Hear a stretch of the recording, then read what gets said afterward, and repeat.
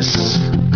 Parce que nous estimons que si un seul est mort pour tous, tous donc sont morts, et qu'il est mort pour tous, afin que ceux qui vivent ne vivent plus pour eux-mêmes, mais pour celui qui est mort et ressuscité pour eux. Ainsi, dès maintenant, nous ne connaissons plus personne selon la chair. Et si nous avons connu Christ selon la chair, maintenant nous ne le connaissons plus de cette manière. Si quelqu'un est en Christ, il est une nouvelle création. Les choses anciennes sont passées, voici toutes choses sont devenues nouvelles. Et tout cela vient de Dieu qui nous a réconciliés avec lui par Christ et qui nous a donné le ministère de la réconciliation. Car Dieu était en Christ, réconciliant le monde avec lui-même en n'imputant point aux hommes leurs offenses. Et il a mis en nous la parole de la réconciliation. Nous faisons donc les fonctions d'ambassadeurs pour Christ. Comme si Dieu exhortait par nous, nous vous en supplions, au nom de Christ, soyez réconciliés avec Dieu. Celui qui n'a point connu le péché, il a fait devenir péché pour nous, afin que nous devenions en lui justice de Dieu.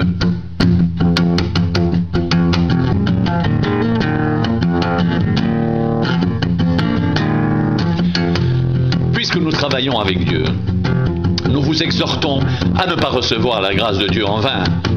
Car il dit au temps favorable, je t'ai exaucé, au jour du salut, je t'ai secouru. Voici maintenant le temps favorable, voici maintenant le jour du salut. Nous ne voulons scandaliser personne en quoi que ce soit, afin que le ministère ne soit pas un objet de blâme. Mais nous nous rendons recommandables à tous égards comme serviteurs de Dieu, par beaucoup de patience dans les tribulations, dans les calamités, dans les détresses, sous les coups, dans les prisons, dans les séditions, dans les travaux, dans l'éveil, dans les jeûnes, par la pureté, par la connaissance, par la longanimité, par la bonté, par l'Esprit Saint, par un amour sincère, par la parole de vérité, par la puissance de Dieu, par les armes offensives et défensives de la justice, au milieu de la gloire et de l'ignominie,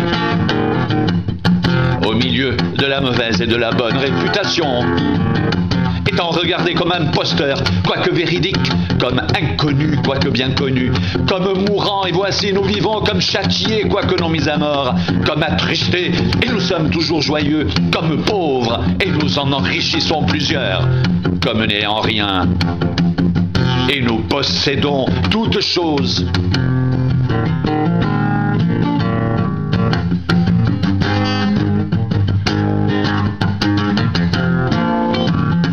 Notre bouche s'est ouverte pour vous, Corinthiens. Notre cœur s'est élargi, vous n'y êtes point à l'étroit. Mais c'est votre cœur qui s'est rétréci pour nous. Rendez-nous l'appareil. Je vous parle comme à mes enfants. Élargissez aussi votre cœur.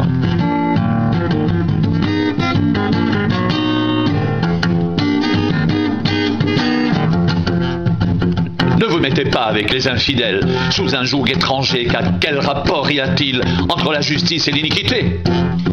Ou qu'y a-t-il de commun entre la lumière et les ténèbres? Quel accord y a-t-il entre Christ et Bélial? Ou quelle part a le fidèle avec l'infidèle? Quel rapport y a-t-il entre le temple de Dieu et les idoles? Car nous sommes le temple du Dieu vivant. Comme Dieu l'a dit, j'habiterai, je marcherai au milieu d'eux, je serai leur Dieu et ils seront mon peuple. C'est pourquoi sortez du milieu d'eux et séparez-vous, dit le Seigneur, ne touchez pas ce qui est impur.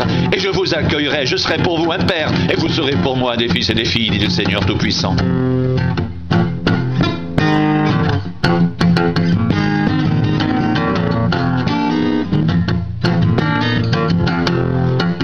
Ayant donc de telles promesses, bien-aimés, purifions-nous de toute souillure de la chair et de l'esprit, en achevant notre sanctification dans la crainte de Dieu. Ayant donc de telles promesses, bien-aimés, purifions-nous de toute souillure de la chair et de l'esprit, en achevant notre sanctification dans la crainte de Dieu. Ne vous mettez pas avec les infidèles sous un joug étranger, car quel rapport y a-t-il entre la justice et l'iniquité? Ou qu'y a-t-il de commun entre la lumière et les ténèbres? Quel accord y a-t-il entre Christ et Bélial? Ou quelle part a le fidèle avec l'infidèle? Quel rapport y a-t-il entre le temple de Dieu et les idoles? Car nous sommes le temple du Dieu vivant. Comme Dieu l'a dit, j'habiterai et je marcherai au milieu d'eux. Je serai leur Dieu et ils seront mon peuple. C'est pourquoi sortez du milieu d'eux et Séparez-vous, dit le Seigneur. Ne touchez pas à ce qui est impur, et je vous accueillerai. Je serai pour vous un père, et vous serez pour moi des fils et des filles, dit le Seigneur Tout-Puissant.